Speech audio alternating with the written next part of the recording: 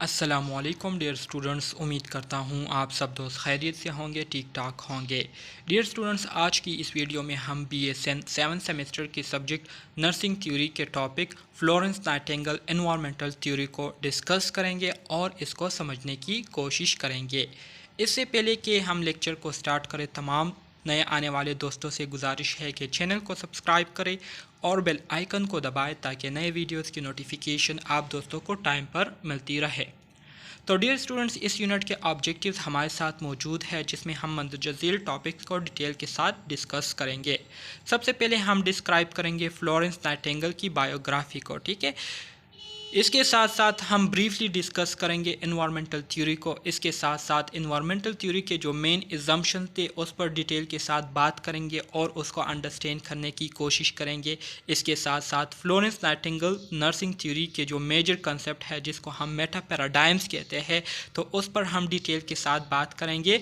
और आखिर में फिर हम एप्लीकेशन ऑफ नर्सिंग थ्योरी को डिस्कस करेंगे कि नर्सिंग थ्योरी को हम किस तरह से अपने नर्सिंग प्रैक्टिस में अप्लाई कर सकते हैं और नर्सिंग प्रैक्टिस जो है नर्सिंग जो फ्लोरेंस नाइटिंगेल की नर्सिंग थ्योरी है उसके बेस पर कर सकते हैं।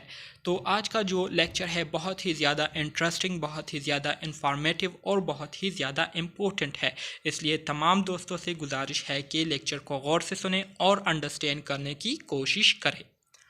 तो डियर स्टूडेंट, सबसे पहले हम फ्लोरेंस नाइटिंगेल की बायोग्राफी पर बात करते हैं। बायोग्राफी से मुराद ये है कि फ्लोरेंस नाइटिंगेल कब पैदा हुई थी, ठीक है। इन्होंने अपने ज़िंदगी में जो कारनामे किए थे उस पर जो है रोशनी डालने को क्या कहते हैं, बायोग्राफी कहते हैं। So Florence Nightingale was born on May 12, 1820 in Nightingale, Italy. Florence Nightingale की जो पैदाइश है ये इटली के शहर नाइटिंगेल में 12 मई 1820 को हुई थी।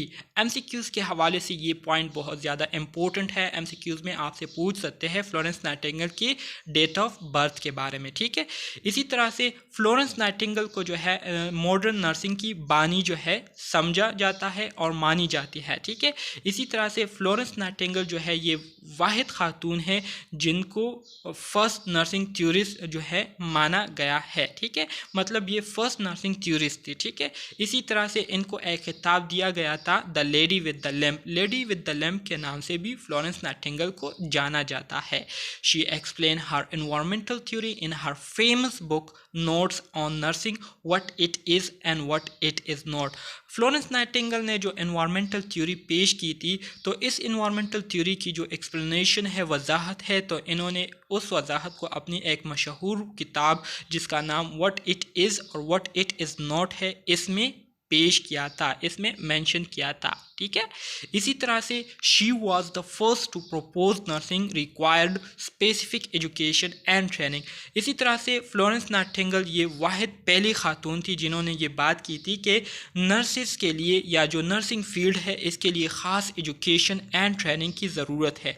मतलब इस बात से ये है कि अगर हम चाहते हैं कि हमारी जो केयर गिविंग प्रोसेस है ये इफ़ेक्टिव हो, ठीक है, ये जो है इसमें बेहतरी आए, तो इसके लिए ज़रूरी है कि हम नर्सिंग के हवाले से मज़ीद एजुकेशन और ट्रेनिंग हासिल करें। इसके साथ साथ her contribution during Crimean war is well known. Crimean war में उन्होंने जो अपने कारनामे पेश किए थे, तो इससे भी आप सारे स्टूडेंट बाखबर होंगे, ठीक है, कि ये नर्सिंग नाइटिंगेल जो थी, फ्लोरेंस नाइटिंगेल जो थी, ये रातों को जो है उठ कर लोगों की अयादत के लिए जाया करती थी। इसके हाथ में जो है एक लैंप हुआ करता था और ये जो है गलियों में घूमा फिरा करती थी और लोगों को देखती थी जहाँ पर किसी को हेल्प की ज़रूरत पड़ती, किसी को केयर की ज़रूरत पड़ती थी, तो ये फ्लोरेंस नाइटिंगेल वहाँ पर जाती थी और उनको केयर दिया करती थी, ठीक है। तो इस वजह से इनको एक टाइटल भी दिया गया था जिसको जो है लेडी विद द लैम्प, अभी जो मैंने आपको कहा कि लेडी विद द लैम्प के नाम से भी फ्लोरेंस नाइटिंगेल को जाना जाता था। She was a statistician using bar and pie chart highlighting की पॉइंट। इसी तरह से फ्लोरेंस नाइटिंगेल जो है नर्सिंग थ्योरिस्ट के साथ साथ ये एक स्टेटिस्टिशियन भी थी जो कि बार और पाई चार्ट की मदद से जो इम्पोर्टेंट पॉइंट्स हुआ करते थे उसको हाईलाइट किया करती थी। इसके साथ साथ इंटरनेशनल नर्सेज डे 12 में is observe in respect to her contribution to nursing, और इसी तरह से हर साल 12 मई को जो है इंटरनेशनल नर्सिस डे के तौर पर मनाया जाता है। उनकी कंट्रीब्यूशन के तौर पर, मतलब उन्होंने नर्सिंग फील्ड के लिए जो क्या कहते हैं, जो उन्होंने जो है कारनामे सर अंजाम दिए थे और उन्होंने नर्सिंग फील्ड में जो इम्प्रूवमेंट की थी या उन्होंने जो काविशें नर्सिंग इम्प्रूवमेंट के लिए की थी, तो उनकी याद में, उनकी कंट्रीब्यूशन में जो है ये इंटरनेशनल नर्सिस डे जो है 12 मई को मनाया जाता है। इसी तरह से फ्लोरेंस नाइटिंगेल की जो डेथ है वो 13 अगस्त 1910 को हुई थी। MCQs के हवाले से ये पॉइंट भी बहुत ज़्यादा इम्पोर्टेंट है। इन्वायरमेंटल थ्योरी की तरफ आ जाते हैं। फ्लोरेंस नाइटिंगेल ने जो अपनी मशहूर थ्योरी, जिसको इन्वायरमेंटल थ्योरी कहते हैं, ये पेश की थी। इस इन्वायरमेंटल थ्योरी में फ्लोरेंस नाइटिंगेल ने क्या बात की थी नर्सिंग के हवाले से, अब यहाँ पर जानने की कोशिश करेंगे। बहुत ही आसान अल्फाज में बताया गया है, इसलिए गौर से सुने इसको। Florence Nightingale environmental theory define nursing is the act of utilizing the environment of the patient to assist him in his recovery is called nursing। Florence Nightingale ने अपनी जो एनवायरमेंटल थ्योरी है, तो इस एनवायरमेंटल थ्योरी में इन्होंने अपनी जो नर्सिंग है इसकी जो डिफिनीशन की थी वो कुछ इस तरह से की थी कि नर्सिंग जो है ये एक ऐसा अमल होता है, एक ऐसा प्रोसेस होता है जिसमें जो नर्सिस होते हैं वो अपनी क्लाइंट की जो एनवायरनमेंट है, मतलब हमने अपने क्लाइंट को जिस एनवायरनमेंट में रखा होता है, तो अपने क्लाइंट की उस एनवायरनमेंट को बरूह कार लाते हुए, उसको जो है अपनी यूज़ में लाते हुए हम क्लाइंट को क्या करते हैं, केयर देते हैं। और इसी तरह से उस वक्त तक हम उनको ये केयर दे रहे होते हैं जब तक उनकी मुकम्मल रिकवरी ना हो जाए। तो इसको क्या कहते हैं, इसको नर्सिंग कहते हैं। ठीक है, तो ये नर्सिंग की डिफिनीशन जो है फ्लोरेंस नाइटिंगेल ने अपनी एनवायरमेंटल थ्योरी में की थी कि नर्सिंग जो है ये असल में एक ऐसा अमल होता है जिसमें हम अपने पेशेंट के एनवायरनमेंट को यूज़ करते हुए उनको हम केयर देते हैं, और ये केयर हम उनको उस वक्त तक देते हैं जब तक उनकी रिकवरी ना हो जाए। तो इसको क्या कहते हैं, इस अमल को नर्सिंग कहते हैं।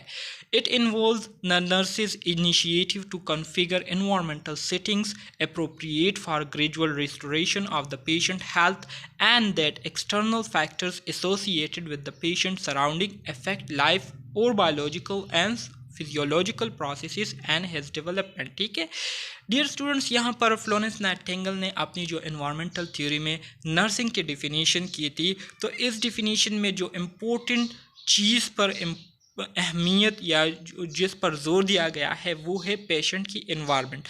तो पेशेंट के एनवायरनमेंट के हवाले से फ्लोरेंस नाइटिंगेल ने जो है बात की थी। ठीक है, सो जब फ्लोरेंस नाइटिंगेल ने ये थ्योरी पेश की, तो इस थ्योरी से जो है नर्सेस के लिए एक पॉइंट जो है, एक गोल जो है वो वाजे हो गया, जिसके ज़रिए जो है उन्होंने जो है जितनी भी इन्वायरमेंटल सेटिंग्स है उसमें बेहतरी लाने की कोशिश करना शुरू कर दी। ठीक है, और इस वजह से इसमें शुरू कर दी क्योंकि फ्लोरेंस नाइटिंगेल ने वाज़े तौर पर यह बात की थी कि इन्वायरमेंट जो है ये बहुत ही ज़्यादा मैटर करता है पेशेंट के हेल्थ के हवाले से।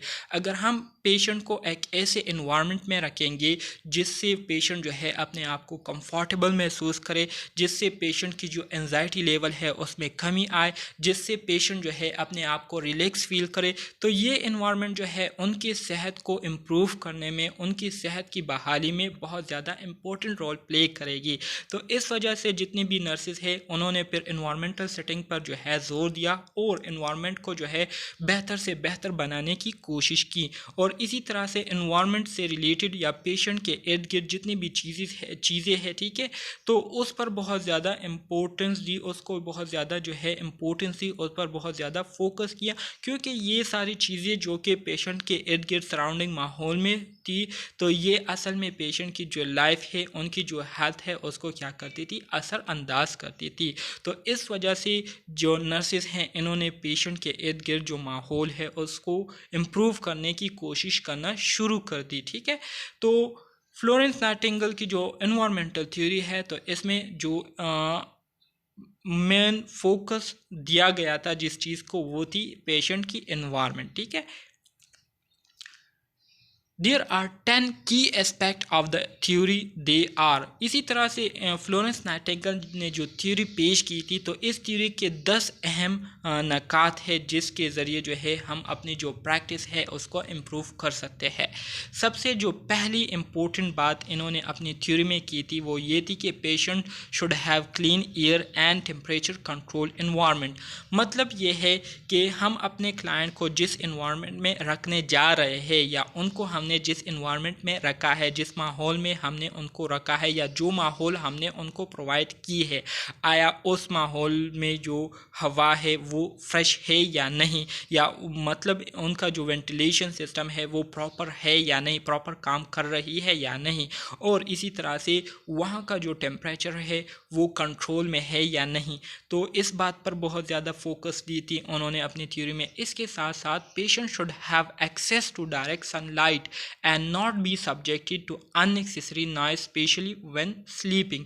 इसी तरह से जो दूसरी अहम पॉइंट फ्लोरेंस नाइटिंगेल ने अपनी थ्योरी में मेंशन की थी वो ये की थी कि हमें अपने पेशेंट को एक ऐसे माहौल में रखना चाहिए, एक ऐसी जगह पर उनको रखना चाहिए जहां से उनको डायरेक्ट एक्सेस और डायरेक्ट रसाई हो सनलाइट से। ठीक है, मतलब सनलाइट के शुआओं तक उनकी डायरेक्ट रसाई हो और सूरज की जो किरणें हैं, सूरज की जो रोशनी है वो उन पर डायरेक्टली क्या हो, पड़ती हो।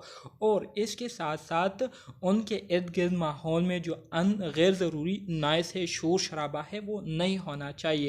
ख़ास तौर पर जब वो सो रहे हो तो सोने के दौरान उनके इर्द गिर्द किसी किस्म की शोर शराबे नहीं होने चाहिए, क्योंकि इससे पेशेंट की जो स्लीप है वो असरअंदाज हो सकती है और उनकी जो सेहत है उस पर इसके बुरे असरात मुरतब हो सकते हैं। इसी तरह से room should be keeped clean.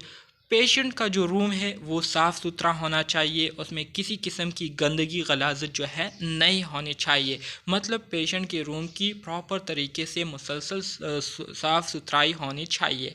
Hospital facilities should be well constructed. इसी तरह से हॉस्पिटल्स जितने भी अस्पताल हैं वहाँ पर जो फैसिलिटीज़ दी जाती है तो वो भी कंस्ट्रक्टेड होने चाहिए, वेल कंस्ट्रक्टेड होने चाहिए, और उन फैसिलिटीज़ तक रसाई जो है वो आसानी से होनी चाहिए। ठीक है, ऐसे ना हो को पेशेंट को जो है एक एक फैसिलिटी को हासिल करने के लिए ख्वार होना पड़े, ऐसा नहीं होना चाहिए, बल्कि हर फैसिलिटी जो है वो आसानी से मुहैया हो। ठीक है, bedding should be change and air frequently. इसी तरह से पेशेंट की जो बेड है उसको जो है मुसलसल जो है उसको चेंज करना होगा, तब्दील करना होगा, और उनको जो है हवा देनी होगी। ठीक है, तो इससे भी बहुत ज़्यादा पेशेंट की जो हेल्थ है उस पर पॉजिटिव असरात मुरतब होते हैं।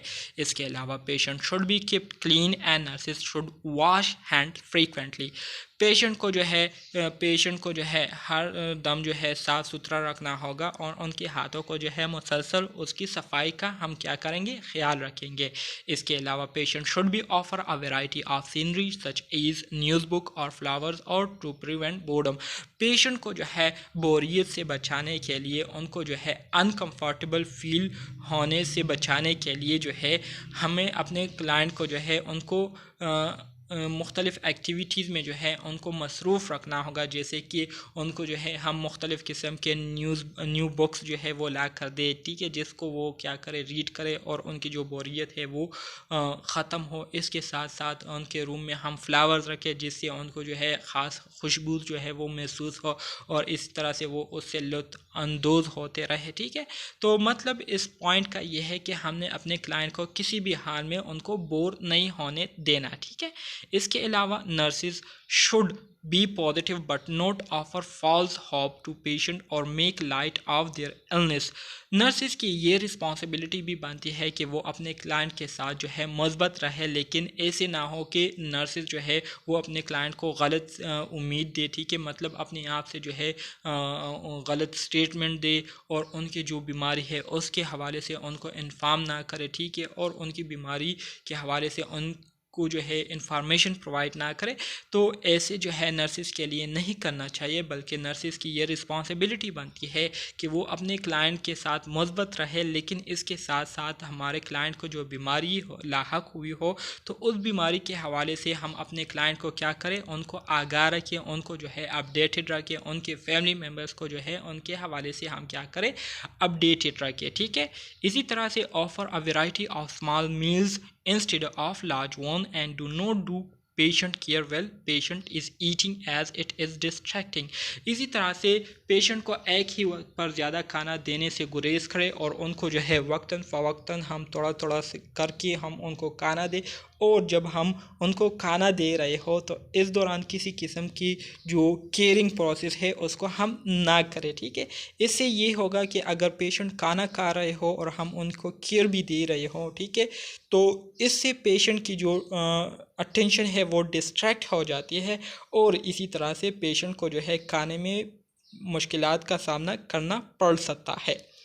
Consider not only the individual patient but the context of where he or she is live।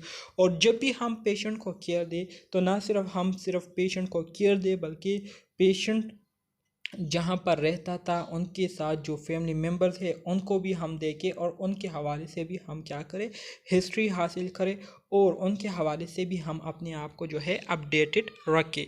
तो ये वो 10 इम्पोर्टेंट एस्पेक्ट थे जो कि फ्लोरेंस नाइटिंगेल ने अपनी नर्सिंग थ्योरी में जो है बताई थी, और ये वो 10 इम्पोर्टेंट पॉइंट है जो कि पेशेंट की हेल्थ को बहुत ज़्यादा क्या करती है, असरअंदाज करती है। अगर हम इन चीज़ों का ख्याल रखेंगे तो इससे हमारे पेशेंट की जो हेल्थ है उसमें बहुत जल्दी इम्प्रूवमेंट आएगी, और बहुत जल्दी जो है हमारे पेशेंट क्या करेंगे, रिकवर होंगे। ठीक है, ये वो 10 पॉइंट्स है जो कि अभी मैंने आपको 1 बाय 1 जो है डिस्कस किया। ठीक है, फिर आ जाते हैं 5 इन्वायरमेंटल कंपोनेंट, जो बुनियादी इन्वायरमेंटल कंपोनेंट है इन्वायरमेंट के हवाले से जो फ्लोरेंस नाइटिंगेल ने वजाहत की थी, ठीक है, अपनी थ्योरी में। वो 5 इन्वायरमेंटल कंपोनेंट हमारे साथ मंदरजा झेल है जो कि पेशेंट की हेल्थ को क्या करती है, अफेक्ट करती है, असरअंदाज करती है। तो इसमें पहले नंबर पर हमारे साथ क्लीन एयर है, मतलब पेशेंट को हमने जिस इन्वायरमेंट में रखा है या पेशेंट को हमने जो माहौल दी है तो उस माहौल का जो आबो हवा है वो फ्रेश होना चाहिए। ठीक है, जो उसमें प्रॉपर जो वेंटिलेशन सिस्टम है वो होनी चाहिए जिसके ज़रिए उनको जो है फ्रेश एयर मिलता हो। ठीक है, और इसके साथ साथ प्योर वाटर, पीने के लिए जो है साफ़ पानी होना चाहिए। ठीक है, हम पेशेंट को जो है साफ़ सुथरा पानी जो है वो पीने के लिए प्रोवाइड करें।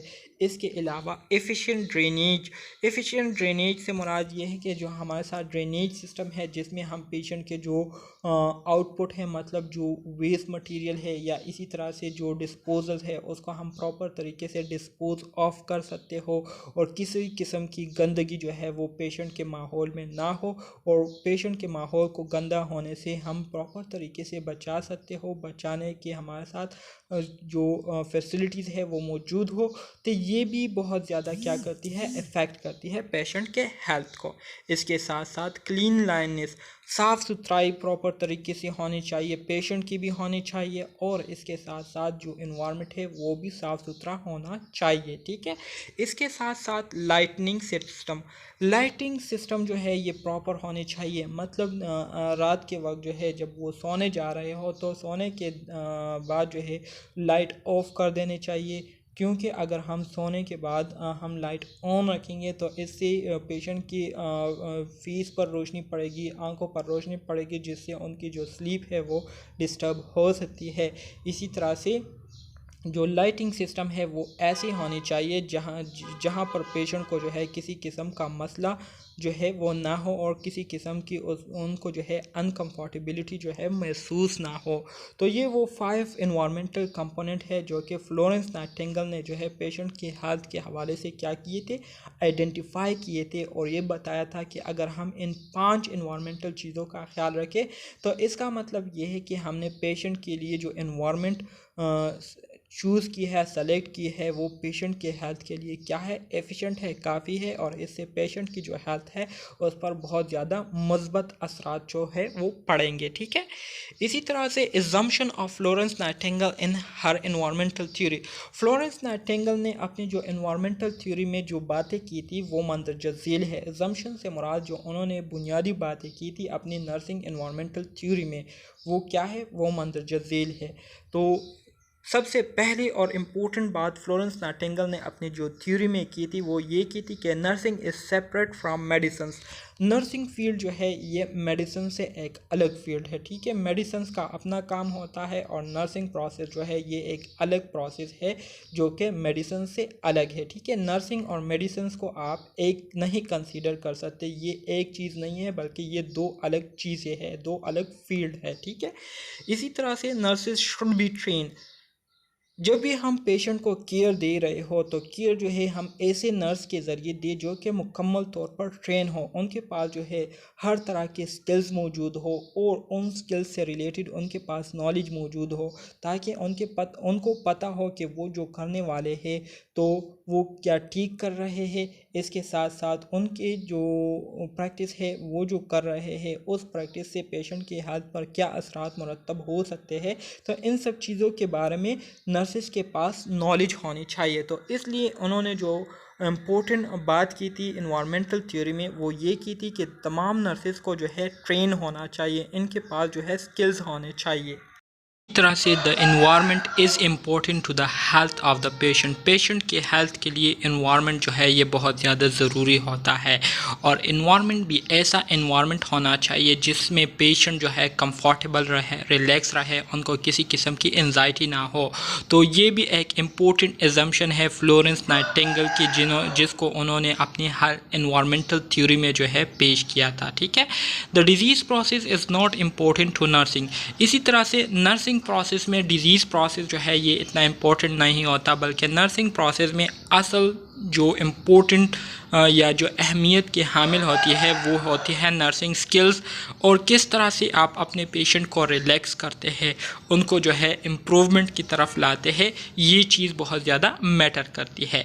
इसी तरह से nursing should support the environment to assist the patient in healing. इसी तरह से नर्सिस की ये रिस्पॉन्सिबिलिटी बनती है कि वो ऐसे एनवायरनमेंट को बनाए कि जिससे पेशेंट जो है उसकी जो सेहत है उसमें बेहतरी आए, उसमें जो है इम्प्रूवमेंट आए। ठीक है, nurses is both an empirical art and science. Nursing जो है ये एक एम्पिरिकल आर्ट भी है और इसके साथ साथ साइंस भी है।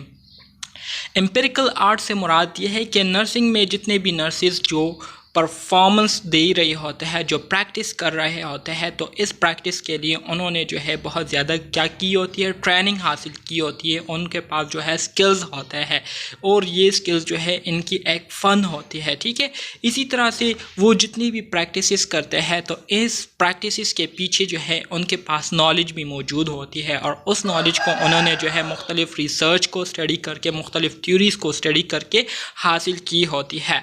तो इस वजह से नर्सिंग प्रोसेस जो है ये एक हमारे साथ एम्पिरिकल आर्ट भी है। ठीक है, और इसके साथ साथ ये एक साइंस भी है। ठीक है, इसके साथ साथ nursing concern is with the person in the environment. Nursing का काम जो है पेशेंट जिस इन्वायरमेंट में होता है तो उस इन्वायरमेंट के साथ होता है। ठीक है, और उस इन्वायरमेंट को स्टेबल करना, उस इन्वायरमेंट को पेशेंट के लिए जो है एडजस्ट करना, ये नर्सिस का काम होता है।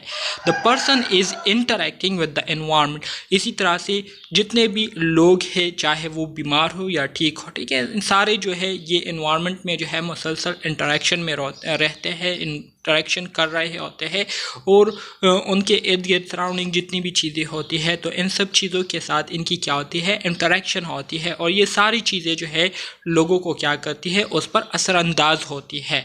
The nurse should be observant and confidential. इसके साथ साथ नर्स को जो है ऑब्जर्वेंट भी होना चाहिए और कॉन्फिडेंशियल भी होना चाहिए। मतलब जो केयर वो अपने पेशेंट को दे रहे हैं तो इसके साथ साथ वो जो है अपने पेशेंट को ऑब्जर्व भी करे, उसको मॉनिटर भी करे, ताकि उनको पता चलता रहे कि जो केयर उनको दिया जा रहा है आया उनकी सेहत में इससे बेहतरी आ रही है या नहीं, सेहत में उसी तरह से जो है डिक्रीज़ आ रही है। तो इसलिए नर्सिस को चाहिए कि वो अपने क्लाइंट को जो है ऑब्ज़र्व करते रहे और इसके साथ साथ जो नॉलेज उन्होंने अपने क्लाइंट्स के हवाले से हासिल की है तो उस नॉलेज को जो है नर्सिस क्या करे, कॉन्फिडेंशियल रखे, मतलब दूसरे लोगों के साथ वो शेयर ना करे। ठीक है। मेजर कंसेप्शन या major concept of Florence Nightingale theory. Florence Nightingale theory के जो मेजर कंसेप्ट है जिस पर फ्लोरेंस नाइटिंगेल ने काफ़ी डिटेल के साथ बात की थी और उस पर बहुत ज़्यादा जोर दिया था, बहुत ज़्यादा उसको इम्पोर्टेंस दी थी, अहमियत दी थी, वो हमारे साथ फोर्थ है, जिसमें पहले नंबर पर नर्सिंग है। नर्सिंग क्या है? Nursing is different from medicine and the goal of nursing is to place the patient in the best possible condition for nature to act. ठीक है। नर्सिंग जैसे कि स्टार्ट में मैंने आपको कहा कि नर्सिंग जो है ये मेडिसिन से अलग फील्ड है। नर्सिंग और मेडिसिन ये दो अलग फील्ड है और इसी तरह से नर्सिंग का जो बुनियादी मकसद होता है वो यही होता है कि हम अपने क्लाइंट को एक ऐसी कंडीशन में रखें जहां पर नेचर जो है उस पर अच्छे तरीके से असरअंदाज होती हो और नेचर से जो है वो भरपूर फ़ायदा उठाए और अपनी जो हीलिंग प्रोसेस है उसको इम्प्रूव करे। ठीक है। इसी तरह से nursing is the activities that promote health with which occur in any caregiving situations, they can be done by anyone। इसके साथ साथ नर्सिंग ऐसी एक्टिविटीज़ होती है जिसके ज़रिए हम अपनी जो हेल्थ है उसको प्रोमोट करते हैं। ठीक है। जो कि किसी भी किस्म की जो केयर गिविंग सिचुएशन होती है उसमें आप हासिल कर सकते हैं और इसी तरह से नर्सिंग जो है इसको कोई भी शख्स जो है परफॉर्म कर सकता है। इसके अलावा जो दूसरा मेटा पैराडाइम है, ठीक है, वो हमारे साथ पीपल है, पर्सन है। Person are multi dimensional. Person जो है, लोग जो है ये मल्टी डायमेंशनल होते हैं। मल्टी डायमेंशनल से मुराद ये है कि बहुत सारी चीज़ें जो है इनके लिए इम्पोर्टेंट होती है और इनके सेहत को मुतासिर करती है, जिसमें हमारे साथ बायोलॉजिकल फैक्टर्स आ जाते हैं। ठीक है। इसी तरह से साइकोलॉजिकल फैक्टर्स आ जाते हैं, सोशल फैक्टर्स आ जाते हैं और स्पिरिचुअल कंपोनेंट्स आ जाते हैं। So biological, psychological, social and spiritual component मिलकर क्या करती है, इंसान को बनाती है। ठीक है। इससे जो है इंसान बनता है। ठीक है। और ये चारों चीज़ें जो है पीपल या लोगों की जो हेल्थ है उसको क्या करती है, बहुत ज़्यादा मुतासिर करती है। इसके साथ साथ हेल्थ की अगर हम बात करें तो health is not only to be well but to be able to use well every power we have. ठीक है। हेल्थ का मतलब ये नहीं है कि आप बस ठीक है तो आप हेल्दी होंगे, बल्कि हेल्थ का मतलब ये है कि आप वो तमाम काम करें, वो तमाम पावर्स को जो है आप यूज़ करें जो कि हमारे पास होते हैं। ठीक है। तो ऐसे बंदे को फिर हम हेल्दी कहेंगे। इसके अलावा disease is consider as disease और द एब्सेंस ऑफ कंफर्ट, जबकि डिजीज़ से मुराद ये है कि जब आपको कोई काम करने में क्या हो, दुश्वारी हो या कोई काम करना आपके लिए मुश्किल हो, या इसके अलावा आप जो है ऐसे फील कर रहे हो जिसमें आप कंफर्ट ना हो। ठीक है। आप अपने आप को कंफर्टेबल फील नहीं करते तो इसको हम क्या कहेंगे, इसको फिर हम डिजीज़ स्टेट कहेंगे। ठीक है। इसी तरह से अगर हम फिर बात करें इन्वायरमेंट की तो पुअर और difficult environment led to poor health and disease. अगर आपका माहौल या पेशेंट का माहौल जो है वो सही नहीं है, पुअर नहीं है, पुअर है, ठीक है, और इसके साथ साथ उनको बहुत सारी दुश्वारियों का सामना करना पड़ रहा है, तो इससे उनकी जो सेहत है वो भी ख़राब होगी और इसके साथ साथ वो बीमारियों से दो चार होंगे। तो इसलिए ज़रूरी है कि environment could be altered to improve conditions so that the natural laws would allow healing to occur. तो इसके लिए ज़रूरी है कि नर्स क्या करे, ऐसे एनवायरनमेंट को बनाए, ऐसे एनवायरनमेंट को क्रिएट करे पेशेंट के लिए जिससे उनकी सेहत पर अच्छे असरात जो है वो मुरतब हो और उनकी सेहत में बेहतरी आए। इसके अलावा Nightingale theory and nursing practice. Nightingale theory and nursing practice पर अब हम बात करेंगे कि नर्सिंग थ्योरी को हम किस तरह से या नाइटिंगेल थ्योरी को हम किस तरह से प्रैक्टिस में ला सकते हैं। So patients are to be put in the best condition for natures to act on them. It is the responsibility of nurses to reduce noise, to relieve patient anxieties and to help them sleep. ठीक है।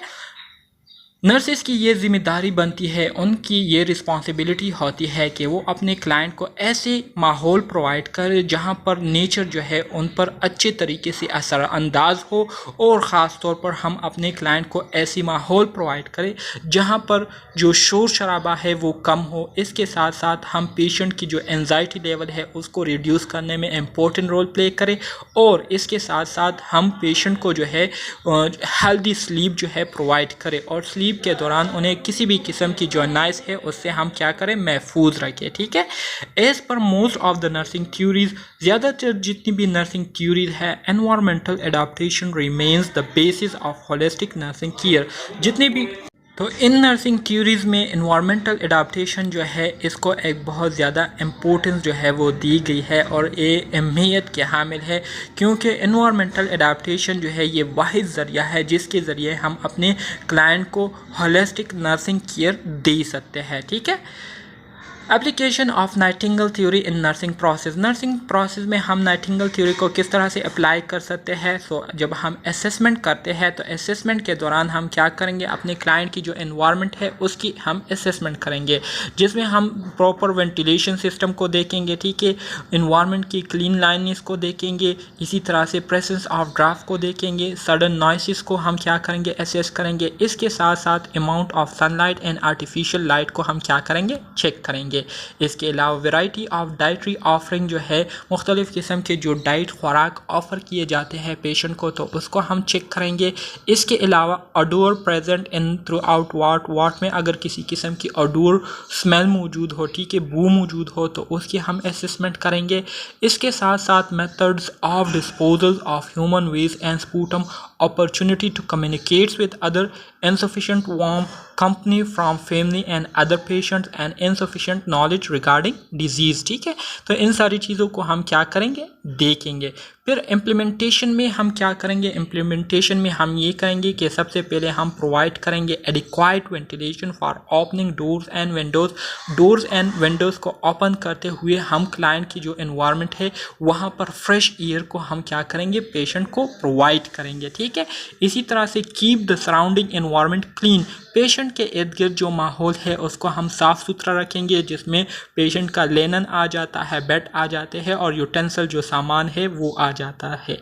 इसी तरह से keep the patient in warm and comfortable room, avoid unnecessary noise, इसी तरह से patient को हम एक ऐसे माहौल, ऐसे रूम में रखेंगे जो कि वार्म हो, कंफर्टेबल हो और किसी किस्म की गैर ज़रूरी शोर शराबा वहाँ पर ना हो। इसके साथ साथ increase stimulus to a greater exposure to sunlight and fresh air, इसके साथ साथ हम अपने क्लाइंट को ऐसे माहौल प्रोवाइड करेंगे जहां पर सूरज की जो रोशनी है उसकी रसाई आसानी से हो, और पेशेंट जो है वो सूरज को जो है उसकी जो शुआएं है उससे जो है वो फ़ायदा उठा सकते हो। इसके अलावा provide nutritious diet and encourage for liquid diet frequently. ठीक है, हम अपने क्लाइंट को न्यूट्रिशियस डाइट देंगे और इसके अलावा फ्रीक्वेंटली लिक्विड को कंज्यूम करने के लिए हम उनको इनकरेज करेंगे। इसके साथ साथ हम proper disposal of sputum, human excreta and other waste जो है उसको हम क्या करेंगे, रिमूव करेंगे, और इसके जो स्मेल है उसको भी हम क्या करेंगे, रिमूव करेंगे। Proper dress up, maintain room temperature and wear warm cloth, इसके साथ साथ हम अपने पेशेंट को प्रॉपर ड्रेस जो है वो पहनाएंगे, रूम टेम्परेचर को मेंटेन रखेंगे और उनको जो है गर्म कपड़े जो है पहनाएंगे। इसके अलावा हम अपने पेशेंट को जो है गैर ज़रूरी लोगों से मिलने से हम उनको जो है महफूज रखेंगे, और कुछ हद तक लोगों की जो विज़िट है उसको हम क्या करेंगे, महदूद रखेंगे। Keep in stimulating environment such as listening to reading magazines and newspaper, इसके अलावा अपने पेशेंट को बोरियत से बचाने के लिए हम उनको इन्वायरमेंट में मुख्तलिफ़ किस्म के सोर्सेज जो है सर्विसेज प्रोवाइड करेंगे, जैसे कि रेडियो को सुनना, मैगजीन्स पढ़ना और न्यूज़पेपर। इसके अलावा प्रोवाइड सफिशेंट एडवाइस, हम अपने क्लाइंट्स को एडवाइस भी देंगे, इंफॉर्मेशन डिजीज़ के हवाले से हम उनको जो है वो प्रोवाइड करेंगे। इसके साथ साथ ट्रीटमेंट, इलाज का जो कोर्स है उसके हवाले से हम उनको इन्फॉर्म करेंगे, और इसके साथ साथ उनके जो फैमिली मेंबर्स हैं उनको अपडेटेड रखेंगे। क्रिटिसिज्म, अब नर्सिंग फ्लोरेंस नाइटिंगेल की जो एनवायरमेंटल थ्योरी है इस पर जो क्रिटिसिज्म हुआ था तो वो किस बात की वजह से हुआ था। शी एम्फसाइज सबसर्वियंस टू डॉक्टर, ठीक है। उन्होंने जो है डॉक्टर्स पर बहुत ज़्यादा एम्फसाइज़ किया था। इसके अलावा she focus more on physical factors than on psychological needs of patient. Florence Nightingale ने जो है पेशेंट के साइकोलॉजिकल नीड्स के बजाय पेशेंट के जो फिज़िकल नीड्स है उस पर ज़्यादा इम्पोर्टेंस दी थी और उसको जो है ज़्यादा अहमियत दी थी। तो इस वजह से फ्लोरेंस नाइटिंगेल की जो इन्वायरमेंटल थ्योरी है उस पर थोड़ी सी क्रिटिसिज्म हुई थी, उसकी थोड़ी सी मुखालफत हुई थी। तो डियर स्टूडेंट्स, ये था हमारे साथ फ्लोरेंस नाइटिंगेल का इन्वायरमेंटल थ्योरी जो कि मैंने आप स्टूडेंट्स के साथ शेयर किया। उम्मीद करता हूँ आपको इसकी समझ आ गई होगी। अगर फिर भी कोई मसला है, कोई कन्फ्यूजन है तो आप कमेंट बॉक्स में मुझसे पूछ सकते हैं। मिलते हैं नेक्स्ट थ्योरी में, तब तक के लिए अल्लाह हाफिज़।